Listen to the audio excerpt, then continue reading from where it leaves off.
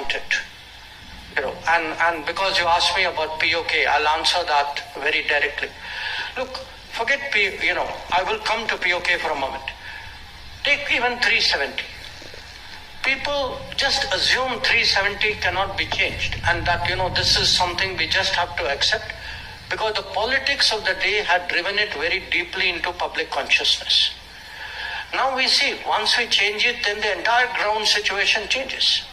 So all I can say with respect to POK, that there is a parliament resolution. Every political party of this country is committed to ensure POK, which is a part of India, returns to India. This actually is our national commitment.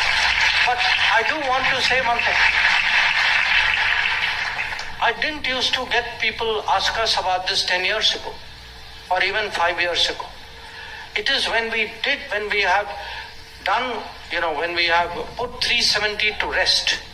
Now people understand, yes, the POK is also important. So what has happened today is, because we have, finally taken the right decision on 370, I think in the minds of our own people today, the POK issue has come to the front of their thinking. And as they say, before the first prerequisite for something happening is first it must be in your thoughts. Once it is granted, and because you asked me about POK, I'll answer that very directly.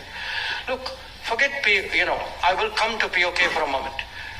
Take even 370. People just assume 370 cannot be changed, and that this is something we just have to accept, because the politics of the day had driven it very deeply into public consciousness. Now we see, once we... প্রিয় দর্শক, পাক অধিকৃত কাশ্মীরের বর্তমান situation এবং ভারতবর্ষের বিভিন্ন নেতামন্ত্রী এবং মন্ত্রী পরিষদের যে সদস্যবৃন্দ যারা গুরুত্বপূর্ণ পদে রয়েছেন, তারা যে ধরনের কমেন্ট বা যে ধরনের মন্তব্যগুলি সরকারিভাবে স্টেটমেন্ট দিচ্ছেন, এটা আমাদের আশায় আলো দেখাচ্ছে বা বিশ্বাসের ভরসার জায়গা হতে পারে। প্রতিরক্ষা মন্ত্রী রাজনাথ সিংয়ের কিছুদিন আগে মরক্কো সফরে গিয়ে তিনি যে কথা বলেছিলেন যে POK, পাক অধিকৃত কাশ্মীর, এমনিতেই ভারতবর্ষের দিন সামিল হবে, আমাদের যুদ্ধ করতে হবে না। কেন আমরা এই রকম স্টেটমেন্টের উপরে ভরসা রাখবো? যখন বিজেপির নেতাদের কাছ থেকে কোনো ধরনের বিবৃতি পাবো, সেটাকে আমরা আমল নাও দিতে পারি, সেটার অনেক কিছু কষ্ট থাকতে পারে। কিন্তু যখন কেন্দ্রীয় ক্যাবিনেট মন্ত্রিসভার গুরুত্বপূর্ণ ব্যক্তিরা যখন এই ধরনের মন্তব্য বিদেশ সফরে গিয়ে বলছেন এবং সরকারি অনুষ্ঠানে গিয়ে বলছেন, তখন তার গুরুত্ব আছে বা সেই ইনপুট কিন্তু রয়েছে, তাদের কাছে গোয়েন্দা তথ্য রয়েছে। অতএব এই কথাগুলির উপরে আমরা ভরসা করতে পারি বা বিশ্বাস রাখতে পারি যে এটা সরকারি স্টেটমেন্ট।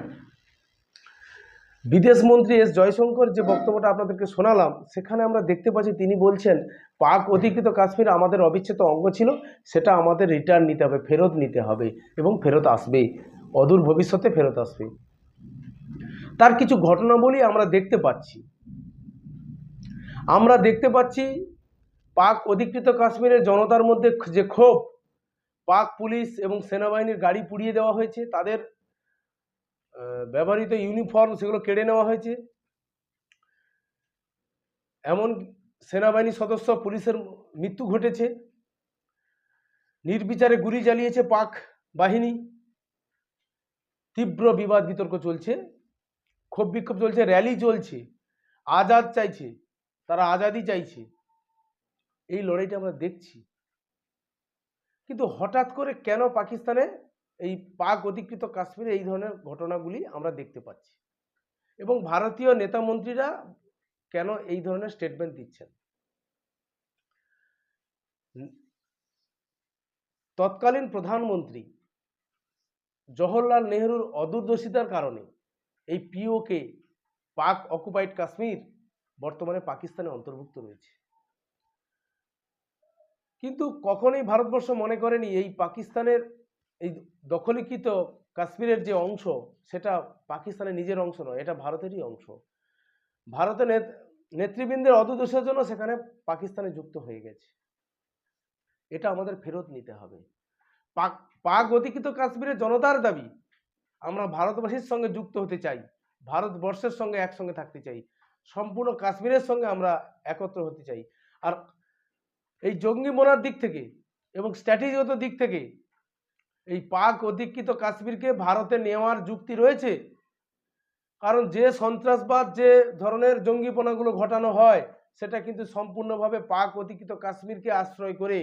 কারণ ভারতের কাশ্মীর এবং পাক অধিকৃত কাশ্মীরের ভৌগোলিক চিত্র একই ধরনের পাহাড় পর্বত,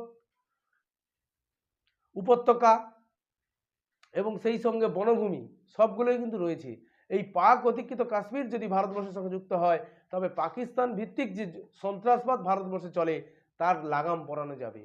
কারণ এই পাহাড় পর্বতপূর্ণ এলাকায় জঙ্গিদের মুভমেন্ট অনেক সময় সেনাবাহিনীর নজরে আসে না, কারণ এতটাই পরিবেশ দুর্গম। সেই দুর্গমতা সুযোগকে কাজে লাগিয়ে এই জঙ্গিরা ভারতবর্ষে প্রবেশ করে। তাই আমাদের হারিয়ে যাওয়া, আমাদের কাছ থেকে ছিনিয়ে নেওয়া যে কাশ্মীরের যে অংশটা পাকিস্তানের দখলে রয়েছে সেই জায়গাটা আমাদেরকে ভারতবর্ষ ফিরে পেতে চাইছে। এটাই বিদেশমন্ত্রী এস জয়শঙ্করের কথাতে স্পষ্ট যে আমাদের চিন্তা করতে হবে কেন আমাদের এই পাক অধিকৃত কাশ্মীরটা নিজেদের নিয়ন্ত্রণে আনতে হবে। ভারতবর্ষকে যদি চিরতরে ভারতবর্ষ থেকে সন্ত্রাসবাদ পাকিস্তান ভিত্তিকভাবে যেটা চলছে সেটাকে যদি সমূলে উৎপাদন করতে হয় তবে পাকিস্তান যে রুট ব্যবহার করে পাক অধিকৃত কাশ্মীর, সেই কাশ্মীরকে আমাদেরকে কিন্তু ভারতবর্ষকে অঙ্গীভূত করতে হবে।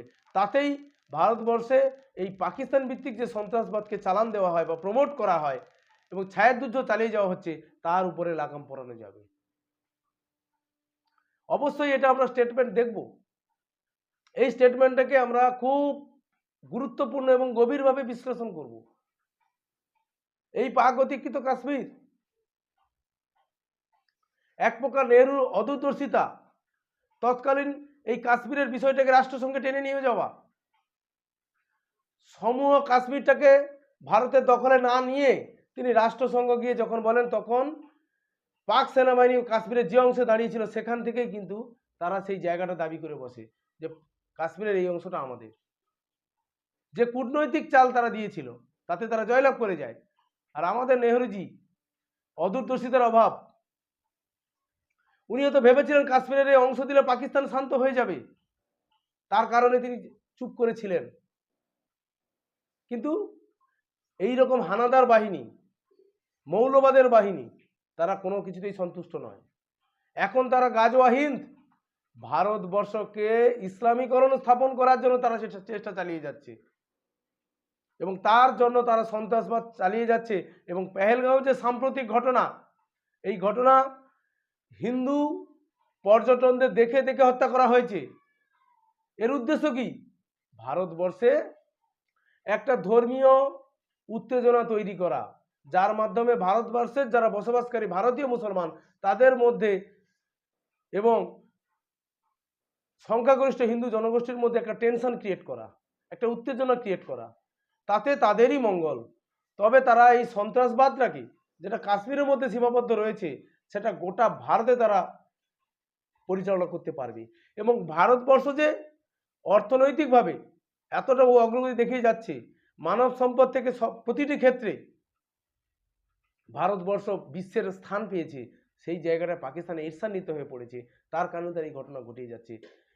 আগামীতে আমরা দেখব পিওকের যে আন্দোলন, স্বাধীনতার আন্দোলন, পাক সেনাবাহিনী পুলিশের বিরুদ্ধে যে ক্ষোভ, সেটা কিভাবে আরো ছড়িয়ে পড়ে সেদিকে আমাদের অবশ্যই নজর থাকবে।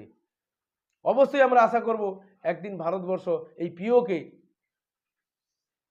দখল করে ভারতবর্ষের অঙ্গীভূত করবে এবং পাকিস্তানকে চিরতরে সন্ত্রাসবাদে নির্মূল করতে সাহায্য করবে এবং সন্ত্রাসবাদ থেকে পাকিস্তানকে মুখ ফেরাতে বাধ্য করবে ভারতবর্ষ। এইটুকু আশা রেখে আজকের প্রতিবেদন এখানেই শেষ করছি। জয় হিন্দ, বন্দে মাতরম, ভারত মাতা কি জয়।